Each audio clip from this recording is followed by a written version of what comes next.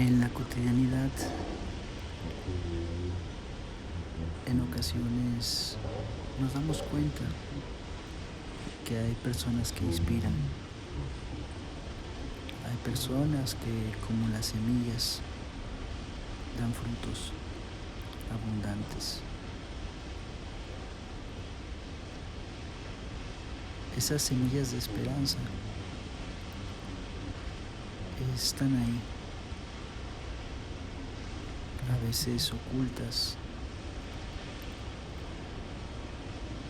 de manera silenciosa.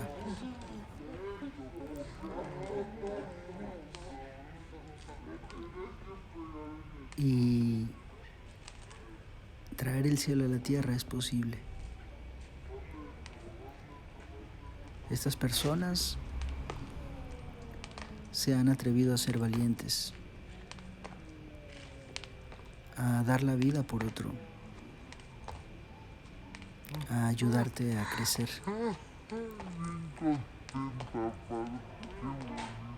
Es importante reconocer que hay mucha gente que el día de hoy trabaja en favor del amor, a favor de la luz, desde la compasión, desde la paz, desde la alegría que brinda poder ver crecer a otra persona y convertir sus sueños en realidad. Por ello es tan importante reconocer que nuestro primer invitado ha sido fiel a sí mismo,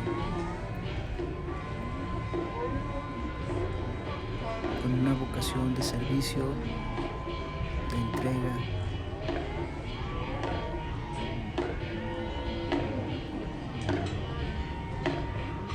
Víctor Dante Galicia, director de Checos AC,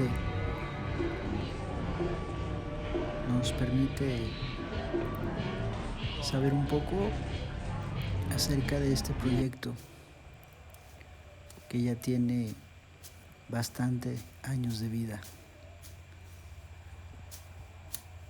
Te dejo con esta primera entrevista en este primer capítulo de Semillas de Esperanza.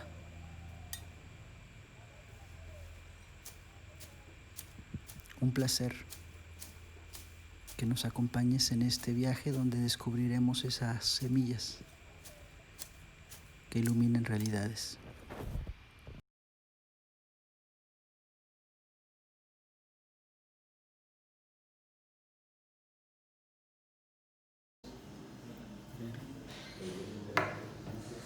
Listo, a ver.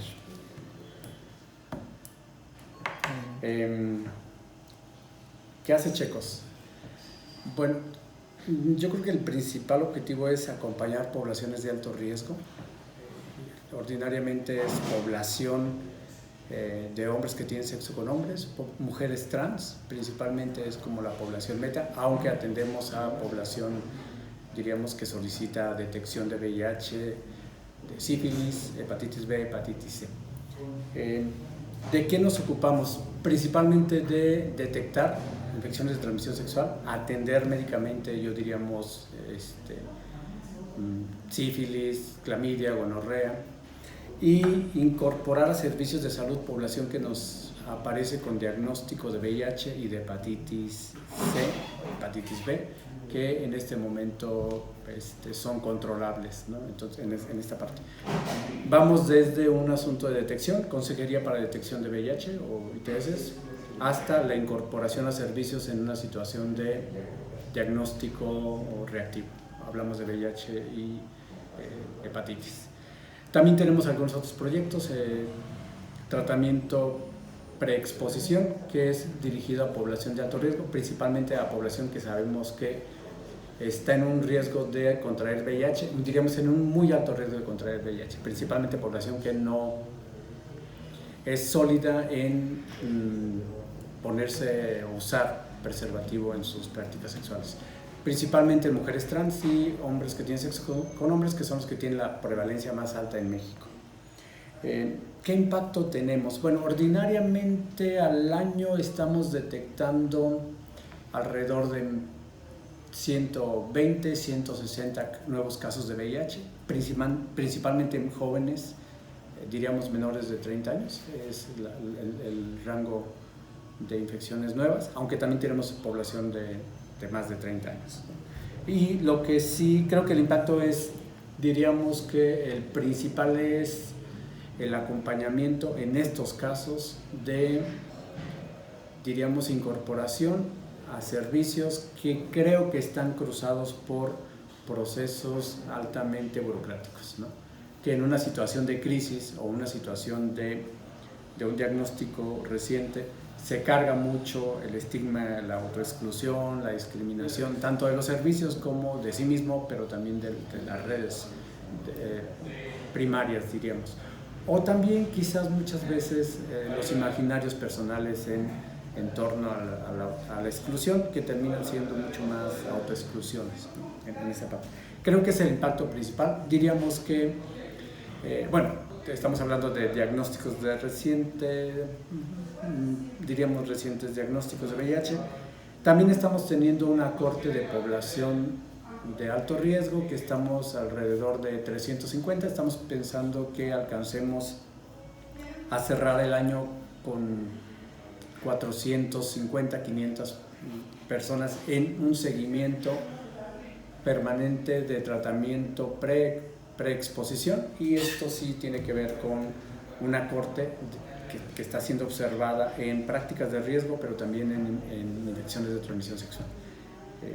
Yo diría que es más bien de los recursos más novedosos en reducir, diríamos, los nuevos contagios de VIH.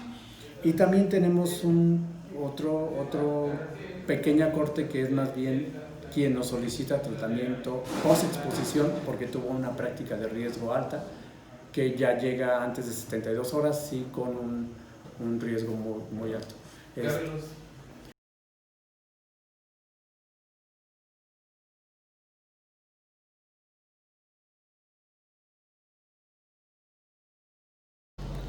Bien, Checo surge en 1988, principalmente cuando aparecen los primeros casos de VIH diríamos, en zona metropolitana de Guadalajara, y surge en la conjunción de tres grupos distintos. Primero, grupo GOL, que era en ese momento Grupo de Orgullo Homosexual, que estaba muy encabezado por Pedro Preciado, que es un activista que en este momento no es visible, pero en ese momento era muy fuerte. Una mujer que yo creo que es pionera en esta parte, que es Raquel Gutiérrez, que en ese momento era trabajadora social del Hospital Civil, que era la que tenía más contacto directo con población en ese momento SIDA, más que VIH, y un grupo de amigos, porque ese grupo de amigos que es Rodolfo Ruiz, y un grupo que él encabezaba, porque algunos de ellos van teniendo familiares directos con situación de SIDA. Y lo que hacen es integrarse y empieza un poco a acompañar en ese momento, diríamos que situaciones de discriminación muy alta. Tal cual los datos que tenemos es, bueno, Checos ha pasado por muchos momentos. En este momento ya estamos hablando que el VIH es otra realidad bien distinta, y en ese momento sí son principios de mucha discriminación, ¿no? La familia los orillaba o los dejaba. Yo creo que tuvo funciones Checos desde albergue hasta sepelios en esa parte, o comida, o albergue para ¿En qué año estamos hablando? Estamos hablando de 1988 diríamos al 93, que es un poco cuando aparecen los inhibidores de la proteasa. Al aparecer los inhibidores de la proteasa, va transformándose mucho. Checos en ese momento se establece como un centro, diríamos como un un dispensador de tratamiento antirretroviral en los primeros casos, porque México no tiene tratamiento, diríamos, en esos primeros años universal. El tratamiento universal en México se establece con Fox en el 2003. Y a partir del 2003 sí cambia totalmente, porque el aporte de checos termina siendo más como proceso de acompañamiento e integración a servicios, ¿no? En ese. Siguiente. ¿De dónde se origina tu deseo de hacer lo que haces en el día a día? El personal, te estás hablando de un asunto personal. Bueno, primero sí, yo pertenezco a una comunidad, tal cual, la comunidad gay, entonces sí creo que esa parte y se da en un asunto entre vida religiosa, pero además acompañamiento a población, y creo que surge en esa parte de también ver a una iglesia que pareciera que es muy incluyente, pero que termina siendo muy excluyente, ¿no? de los mismos grupos, o también creo que yo estoy en un grupo o en una comunidad religiosa donde también creo que hablar de los pobres o hablar de la vulnerabilidad parece trofeo, ¿no? Es decir, parece quién se pone las estrellitas, en quién acompaña más. Entonces creo que cuando perteneces a una comunidad dices, a ver, conmigo no te ponen una estrellita, es decir, somos seres humanos que necesitamos un acompañamiento distinto, no que te gloríes de acompañar a poblaciones. Creo que eso es lo más radical. Sí me voy involucrando en población. También creo que la discusión en población, o me topé con un liderazgo nacional que creo que sí me lanzó a otras cosas, ¿no? Entonces creo que eso fue también un poco esa parte. Es decir, sí una crítica social también creo, una crítica religiosa, pero también creo que un grupo de activistas, diríamos que sí tienen una discusión relevante en torno a derechos sexuales, pero también a derecho de población, ¿no? Diríamos que eso. ¿Qué retos se te presentan como hace que has tenido que enfrentar? A ver, bueno, yo creo que en este momento, como organizaciones civiles a nivel nacional, con este actual gobierno sí ha habido una consigna de exclusión del trabajo de organizaciones civiles. Con este actual gobierno no tenemos, por ejemplo, antes había una convocatoria nacional que nos hacía o nos permitía bajar recursos para poblaciones en esta parte. Y yo creo que el sostener una discusión o un servicio para población que históricamente ha sido excluida, me parece que es un asunto de un reto tremendo, ¿no? Tanto de los gobiernos locales como de los gobiernos nacionales. En algún momento tuvimos un recurso internacional que nos permitió consolidar mucho, pero en este momento sí creo que sostener un proyecto de detección, de incorporación, de tratamiento para población gay, por ejemplo, yo creo y que además nuestra consigna no es la victimización, porque podríamos tomar el estandarte de mujeres positivas y los niños positivos, que luego creo que es el que vende más, pero una población gay me parece que luego termina siendo también muy estigmatizante, ¿no? O excluida internamente hasta por la misma comunidad. Entonces creo que el reto termina siendo muy grande, ¿no? Termina siendo pues una apuesta a una población que también tiene su blog, también tiene su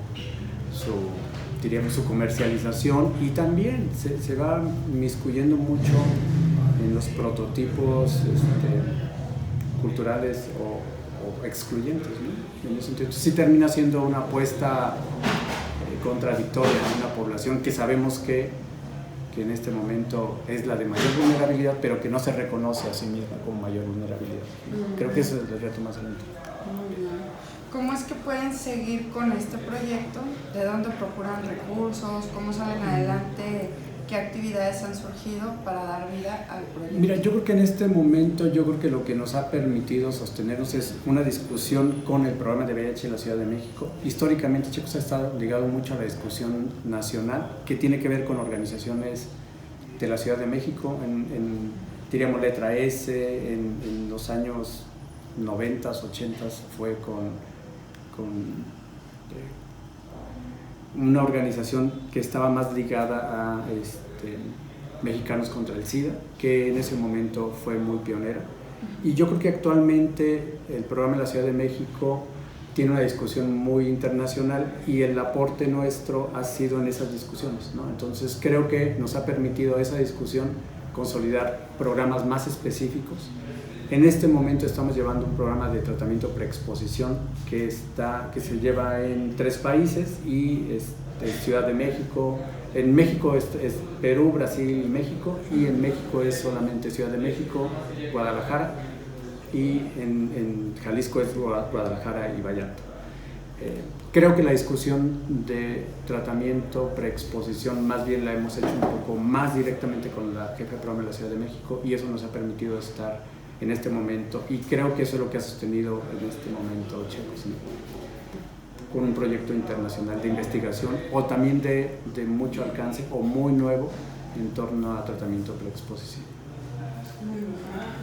¿De dónde te pueden buscar para apoyar a Checos AC o qué tipo de población puede acudir a ustedes para recibir los servicios que proveen? Mira, tenemos tratamiento preexposición y es dirigido a población de alto riesgo. Estamos hablando de hombres que tienen sexo con hombres que no usan sólidamente el condón. O mujeres trans, que son las que tienen la mayor prevalencia. También creo que es la población que es más difícil de accesar y la verdad yo diría la que menos servicios tiene.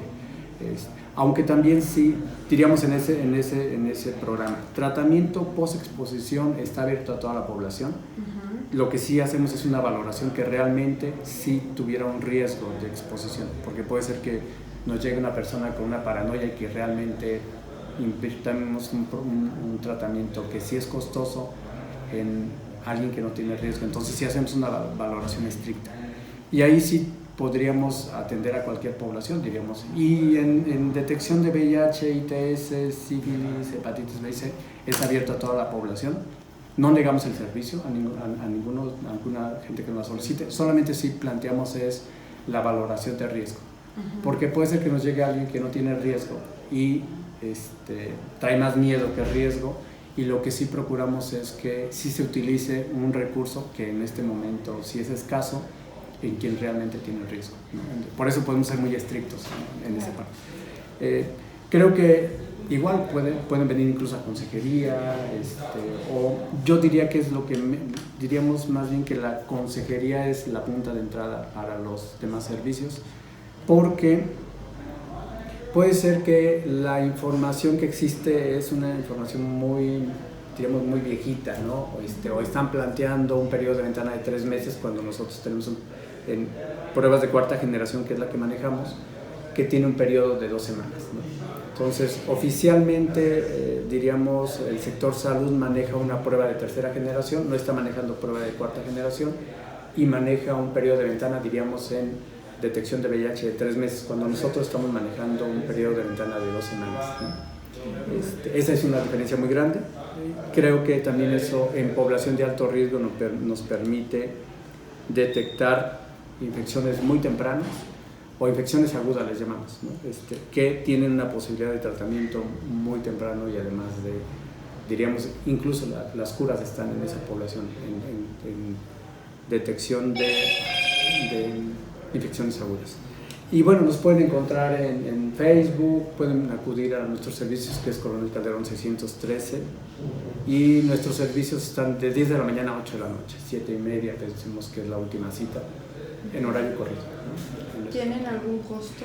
La verdad que en este momento sí estamos pidiendo una cuota de recuperación voluntaria. Sí, lo que sí pedimos es que sean más de 10 pesos, pensando que sean por lo menos lo de los guantes, ¿no? De látex, que luego es lo que nos llevamos mínimamente.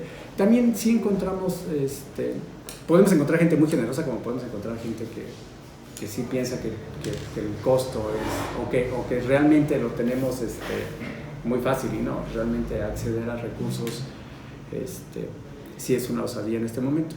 Y también yo sí creo que el estigma que existe por la población homosexual o población trans sí termina siendo muy grande. Entonces buscar recursos para estas poblaciones sí cada vez es más difícil, ¿no? Por el estigma que hay, ¿no? Asociado a diversidad sexual o a sexualidad o a orientación sexual, ¿no? Diríamos esa parte. Muy bien. ¿Qué es para ti entonces una semilla de esperanza? Mira, yo creo que el asunto, yo diría que tiene que ver en ser humanos con seres humanos, ¿no? Es decir, entonces yo creo que eso es lo que diríamos, ¿no? Es decir, a ver, que tratemos al otro como ser humano y seamos lo más generosos posibles. Diríamos que en poblaciones altamente vulnerables, aún por sexualidad, aún por lo que sea, creo que una mirada, diríamos, generosa siempre ayuda, ¿no? Creo que eso es lo que nos ayudaría. Sí. Por último, ¿nos podrías repetir, por favor, en dónde se te puede encontrar o buscar para futuros apoyos para la asociación? Estamos en Coronel Calderón 613 y estamos en Facebook como Checos AC, con doble C, Checos AC, tal cual, Checos AC, en esto. Muy bien.